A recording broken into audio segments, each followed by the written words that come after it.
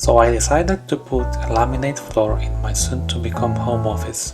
I started with installation of the underlay, and as you can see, I was busy trying to fit it under the skirting boards. But there were places where I couldn't, because there was not enough space between the skirting board and the floor. As you can see, it was quite difficult to be happy with the fact that there wasn't exactly 90 degrees in each corner of the room. So after some complaining about this, I simply get back to work because, well, life moves on. So I try again to fit the underlay under the skirting boards as much as I can to make sure that everything at least stays in place. Then I take blanks that I have and just try to figure out what will be the best layout. As you can see here, I show the first option, in which I can start installing the floor alongside the shorter wall, and another option that I later realized is not a good idea.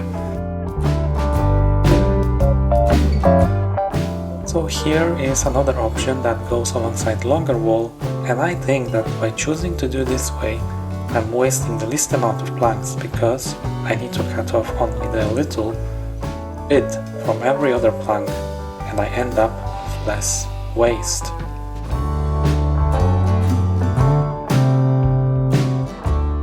So I get back to installing the underlay and see which way is better. You can see that I'm trying to fit the underlay under the skirting boards again.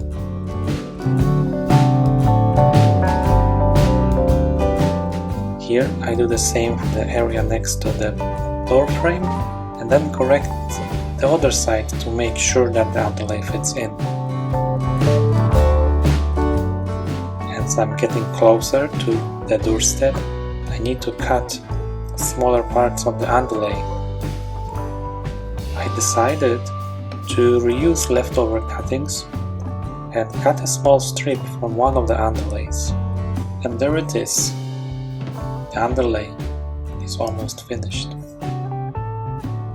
Here I explain that I need to replace the doorstep because the one shown here is just for joining two carpets together, and I need one to join carpet and laminate floor. After a short coffee break, I bring a new pack of planks and carry on placing them in the desired layout.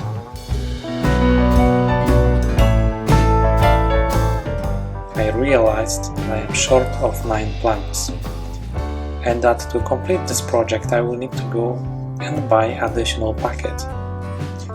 So after complaining a bit, I put all planks back and decide to work with what I have. I measure the length, use a pencil to draw some lines to mark where I need to cut,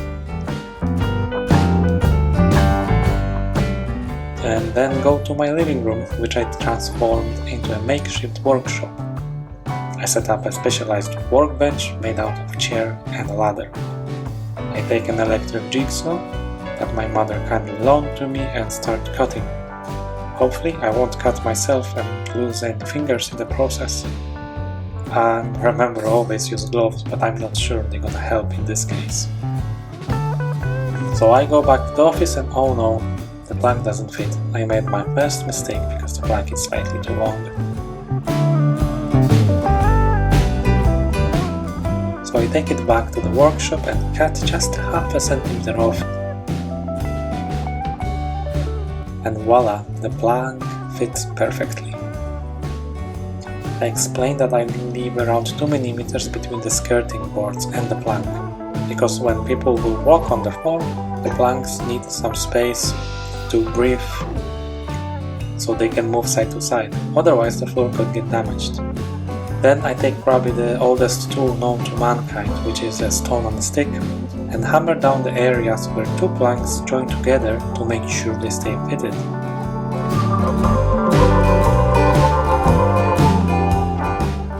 It looks like I made another mistake because something doesn't fit. And yes, it's quite a big mistake. My mistake is that the plank is too short. So I take another plank and do it the right way this time. I decided to add a centimeter just to be safe. because it's easier to cut off any excess than to be left with a plank that is too short. And this is the end result after 2 rounds. This project involves some peeling to smooth out the edges that prevented the plank to fit into place. As you can see, there was a lot of work, but I prevailed and carried on because this would become my home office and I wanted this space to look great.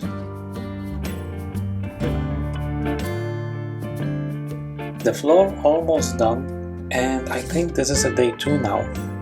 I went to the local hardware store to buy additional packet of planks. I'm back in the workshop, putting planks, hammering them down, and getting closer to the doorstep. You can see the sunlight moving across the room. The day was passing by outside the window while I was busy, determined to finish this project using specialized tools. Like the hammer.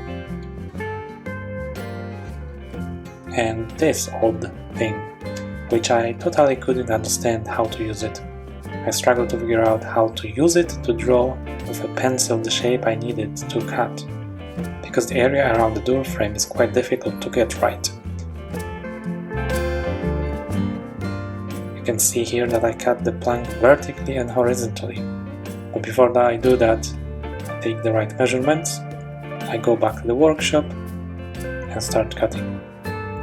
Each time trying to cut smaller and smaller pieces to make sure that this plank fits like a jigsaw puzzle between the floor and the door frame. I can tell you this wasn't an easy task, but nothing in life comes easy. It took me a few tries to get it right. I was lucky because I made only one mistake. I needed to cut off additional centimeter of the other side of the plank so it can fit the right way.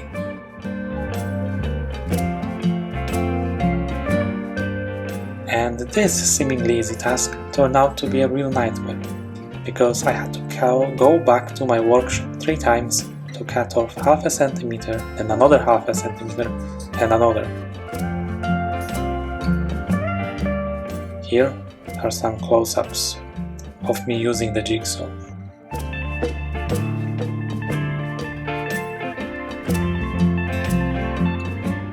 And soon I will be in my home office, and voila! The floor is almost complete. So here you can see me with the PVC angle profile that I'm cutting into the right length and fitted between the skirting boards and the planks. First I make a gap between them slightly larger, fill in some glue and hammer down the PVC angle so it fits. I also take care of the doorstep by cutting it into the right length. I go outside and soon I will be back in my home office.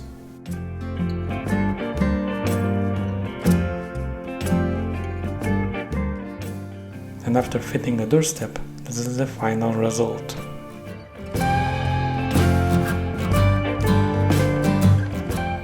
I think it looks great.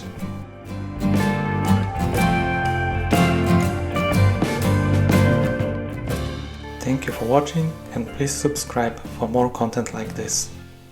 Take care.